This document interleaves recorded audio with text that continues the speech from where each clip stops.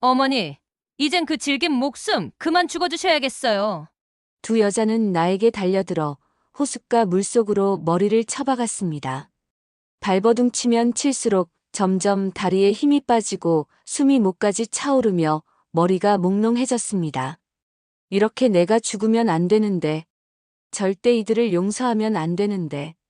두 여자가 호숫가 물속으로 내가 떠오르지 못하게 위해서 어깨를 짓누르고 있습니다. 해외여행 가자고 데리고 가서 날 버리더니 이젠 호숫가에서 나를 죽이려고 하는 무서운 두 여자들의 목적은 무엇일까요? 구독, 좋아요, 댓글은 큰 힘이 되고.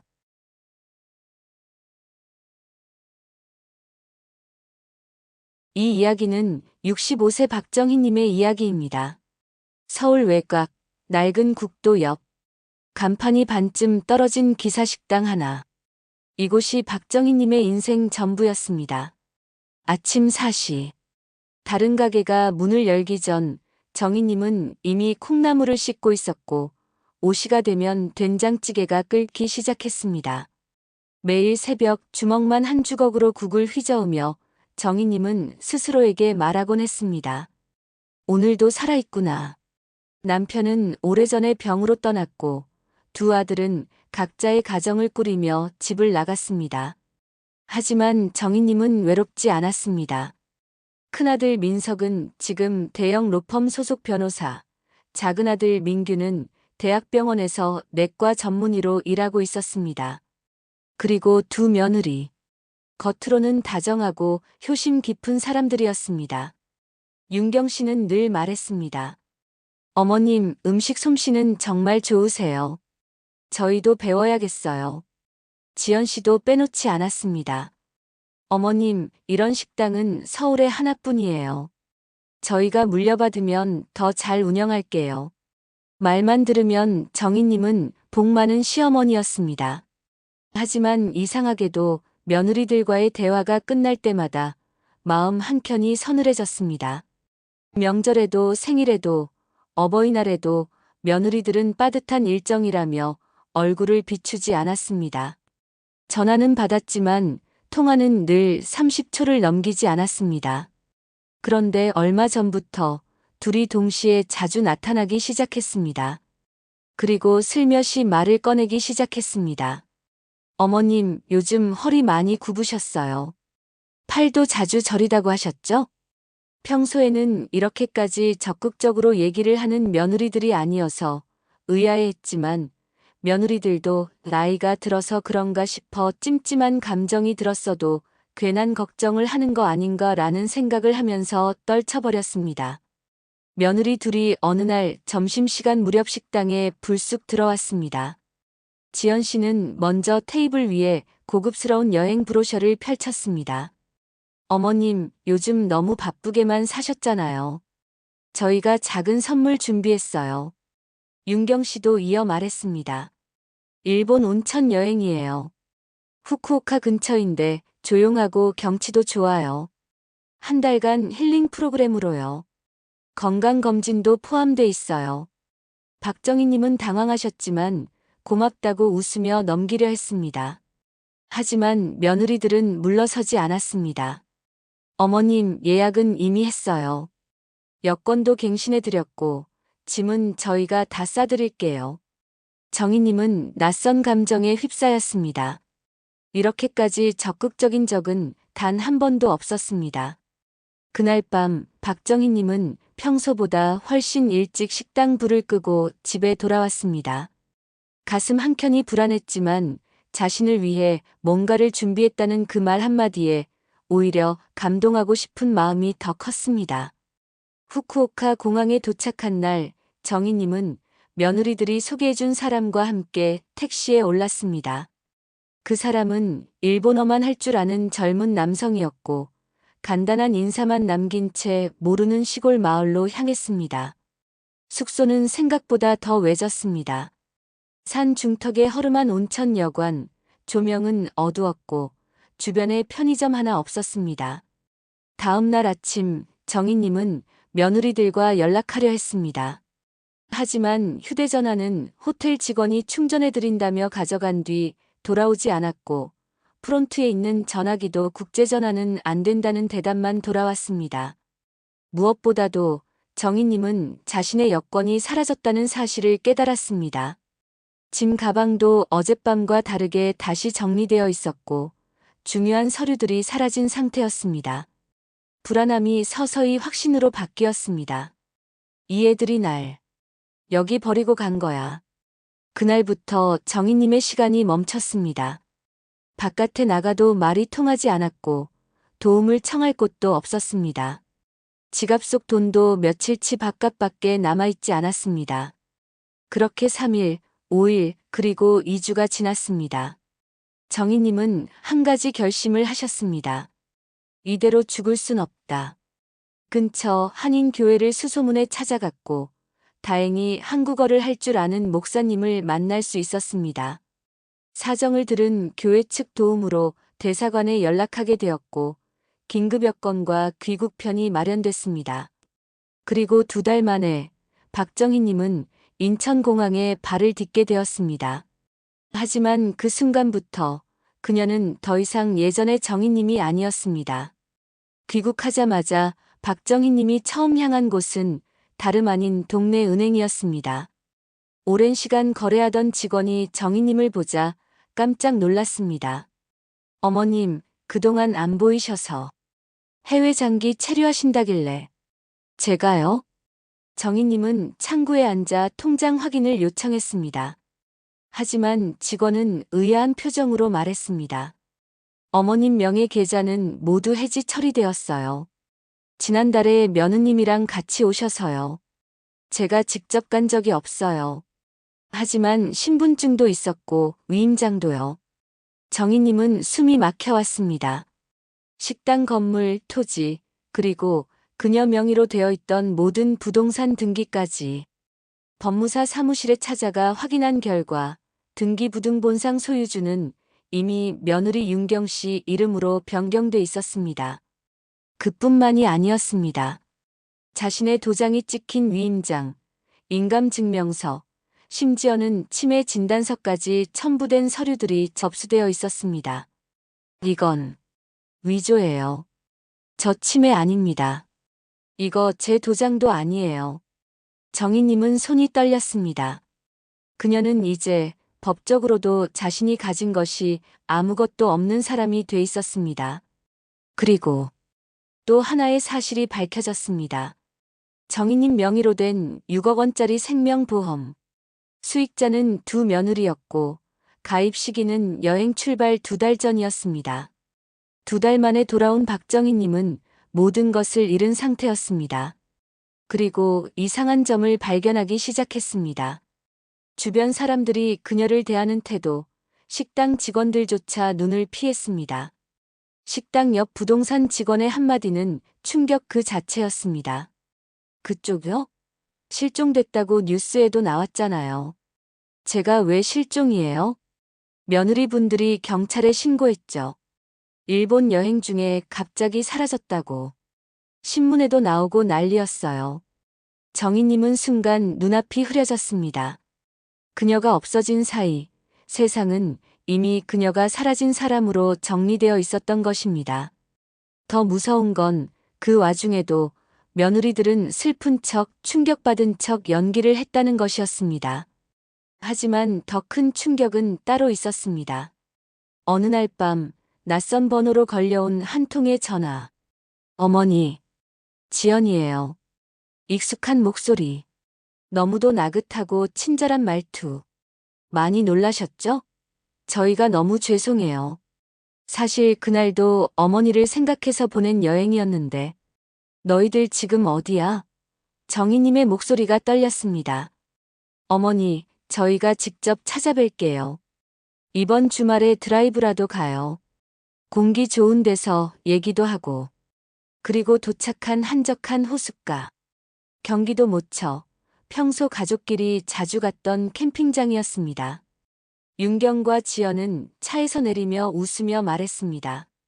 어머니, 저희가 준비한 김밥 드세요. 옛날 어머니처럼은 못하지만. 차 안엔 물과 간식 그리고 돗자리가 있었고 호수 가장자리에 가까운 평상엔 의자가 하나 놓여 있었습니다. 그곳에서 정희님은 며느리들의 속내를 다시 보게 됩니다. 어머니, 아직도 이렇게 살아계셔서 참 다행이에요. 하지만 지연의 말투가 바뀌었습니다. 손엔 뭔가 낯선 약병이 들려 있었습니다. 이건 뭐니? 어머니, 그냥 조용히 편하게 가시는 거예요. 그게 우리 모두를 위한 일이에요. 그리고 윤경이 다가오며 속삭였습니다. 그날처럼 이번에도 아무도 몰라요. 그냥 또 사라지면 돼요. 단 한 번 더. 정희님은 차가운 바닥을 짚으며 일어섰습니다. 손에 들고 있던 김밥 도시락을 바닥에 던졌고 눈을 부릅뜨며 말했습니다. 내가 누군 줄 아냐? 너희들 정말 끝까지 후회하게 해줄 거야. 윤경의 손이 정희님의 어깨를 누르는 순간 정희님은 힘껏 밀쳐냈습니다. 어머니, 왜 이러세요? 가만히 계시면 다 끝나는 일이에요. 지연이 뒷짐진 채 조용히 다가왔습니다. 그녀의 손엔 낚싯대처럼 생긴 긴 막대기가 들려 있었습니다. 호수 가장자리, 미끄러운 돌길. 정희님은 재빨리 한 걸음 뒤로 물러났습니다. 나 그냥 당하지 않아. 윤경은 정희님의 옷과 팔을 잡아 끌면서 호숫가로 걸어갔습니다. 나이가 60이 넘었지만 지금까지 쉼없이 몸으로만 일한 사람이라 웬만한 여자들과 힘겨루기도 할 수 있을 정도의 힘이 있었습니다. 윤경이 얼굴을 찌푸렸습니다. 아휴, 왜 이렇게 힘이 세? 그냥 발버둥 치지 마시고 조용히 따라오세요. 그 나이에 뭘 더 바란다고. 있는 힘껏 버티고 있는 정희님도 힘이 점점 빠지고 있었습니다. 윤경과 지연은 힘을 합해 물속 깊은 곳으로 계속 끌고 들어갔습니다. 다리, 허벅지, 배 점점 물의 깊이가 높아졌습니다. 정희님은 잠시 숨을 고르며 시간을 끌어야겠다는 생각을 했습니다. 이미 김 사장이 경찰에 보낸 메시지가 발신된 지 17분이 지난 시점. 그녀는 아침에 기지를 발휘해 자신이 있을 장소를 김 사장에게 보냈고 정확한 시간에 경찰을 호출해 달라고 부탁해 두었던 것이었습니다. 그 순간 지연이 막대기를 높이 들며 정희님을 위협했습니다. 도와줘요. 저희님은 소리를 질렀습니다. 그 말을 들은 윤경이 달려들었고 정희님을 머리채를 잡고 물속으로 넣었다 뺐다 하였습니다. 오랜 시간 기사식당에서 몸을 움직이며 단련된 반사신경이 있는 정희 씨지만 둘이서 한꺼번에 덤벼들어 물속에 처박으니 당해낼 재간이 없었습니다. 사람 살려. 그 순간 차 안에 숨겨두었던 스마트워치에서 송신음이 울렸고 근처 산책로에 서 있던 김 사장이 전화를 들고 경찰에게 신호를 보냈습니다. 경찰차는 산쪽 도로에서 불쑥 나타났고 며느리들은 당황한 나머지 서로를 보며 얼어붙었습니다. 지금 뭐 하는 거예요? 물러서세요. 경찰이 다가오며 소리쳤고 윤경은 그제야 손에 들었던 약병을 던져버렸습니다. 아니에요. 저희는 그냥 가족끼리 얘기하던 중이었어요. 그래. 그럼 이 녹음기는 뭐지? 김 사장이 스마트폰을 들어 올리며 말했다. 지금까지 한 말 다 녹음됐어. 며느리들이 시어머니 죽이려 했다는 내용까지 전부. 경찰은 현장에서 며느리 둘을 체포했습니다. 지연은 끝까지 소리쳤습니다. 아무것도 증명 못해요. 우리 시어머니 정신적으로 문제가 있어요. 기억도 오락가락하시고. 하지만 이미 준비된 서류들.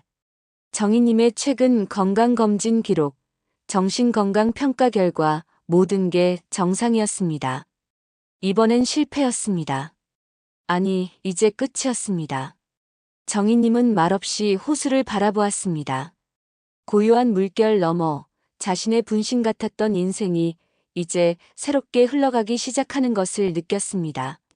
살해 시도 이후 정희님은 경찰서에서 모든 진술을 마친 뒤 집으로 돌아왔습니다. 그녀가 30년을 지켜온 기사식당은 이미 철거가 시작된 상태였지만 정희님의 마음에는 묘한 평온이 찾아왔습니다. 그 식당은 사라졌지만 나는 남았어. 이제 정희님은 다시 새 인생을 시작할 준비를 하고 있었습니다. 그녀는 김 사장과 함께 며느리들의 범죄를 낱낱이 정리하며 보험 사기, 재산 강탈, 살인 미수까지 죄목을 모두 수사에 넘겼습니다. 며느리들은 체포되어 수감되었고 언론에서도 대서특필되었습니다.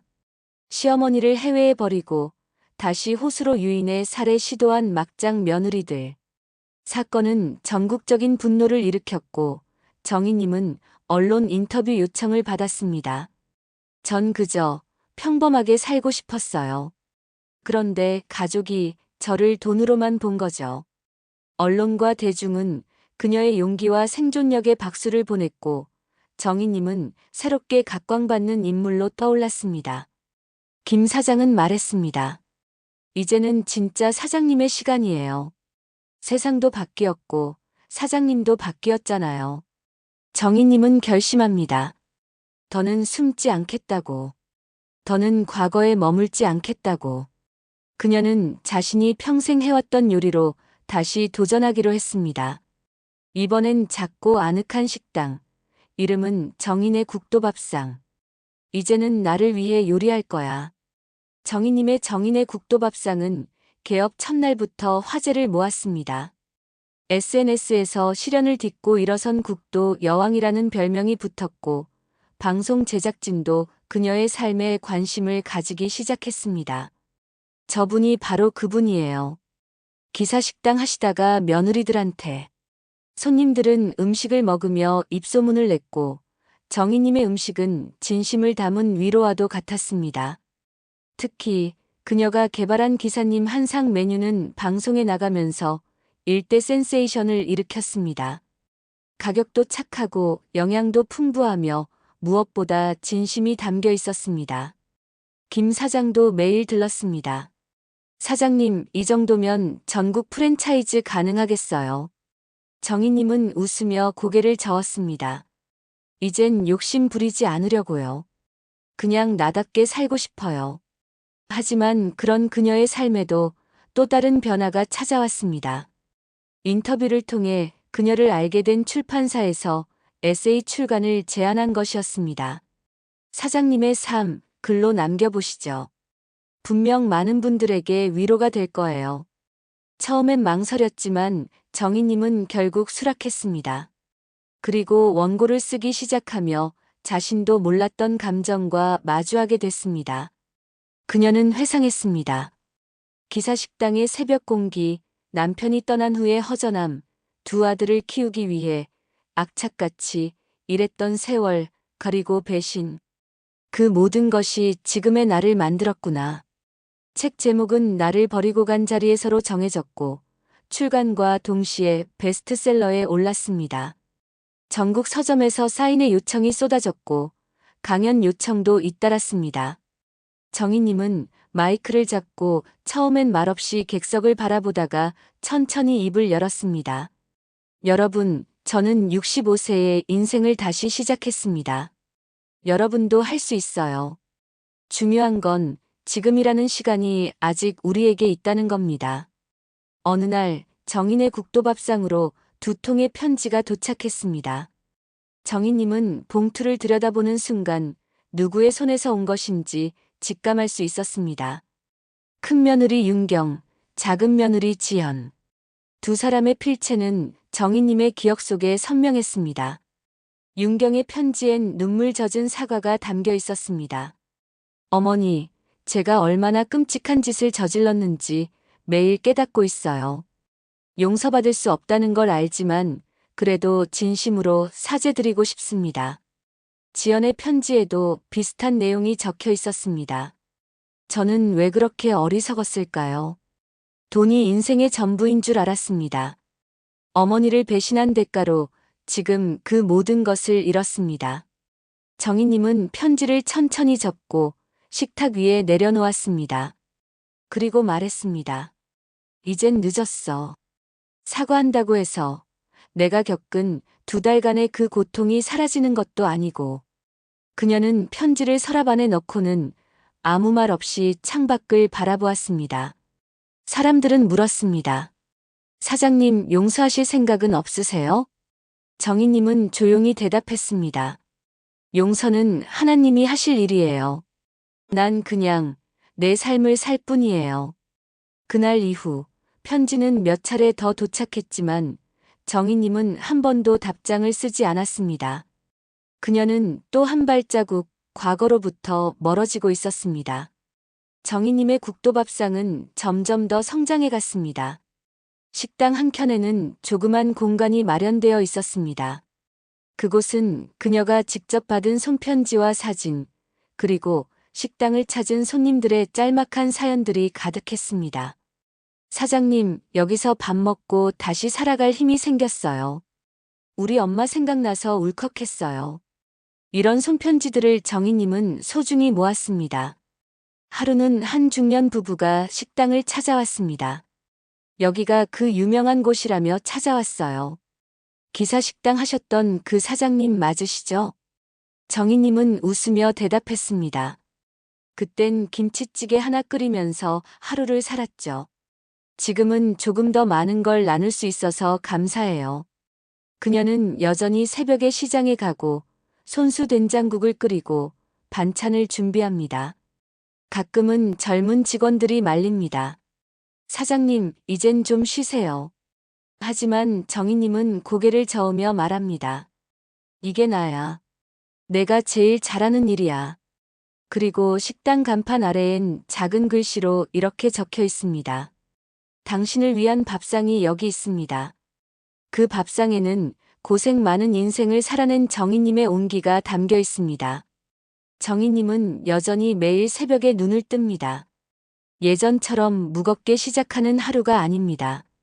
이제는 설렘이 가득한 하루의 시작입니다. 가끔 그녀는 그 호숫가를 다시 찾아갑니다. 생명의 끝자락에서 기적처럼 살아 돌아왔던 그날을 떠올리며 말없이 호수 위에 국화꽃 한 송이를 띄웁니다.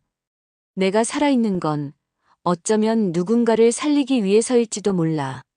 그녀는 이제 더 이상 과거에 머물지 않습니다. 그녀는 아들들의 소식을 묻지도 않고 며느리들의 편지를 기대하지도 않습니다. 그저 하루하루 맛있는 밥을 지어 사람들의 마음을 어루만지고 있습니다. 65세에 다시 시작된 인생은 젊은 날의 치열함보다 더 뜨겁고 강했습니다. 그리고 그녀는 알게 되었습니다. 자신이 30년 동안 지켜온 그 밥상이 결국 자신을 살렸다는 것을. 오늘도 정희님의 식당에는 소박하지만 따뜻한 밥상이 차려지고 그녀는 그곳에서 말합니다. 어서 와요. 오늘은 어떤 하루였나요? 그리고 이 이야기를 듣는 당신에게도 정희님은 속삭입니다. 절대 늦지 않았어요. 언제든 다시 시작할 수 있어요. 나처럼요.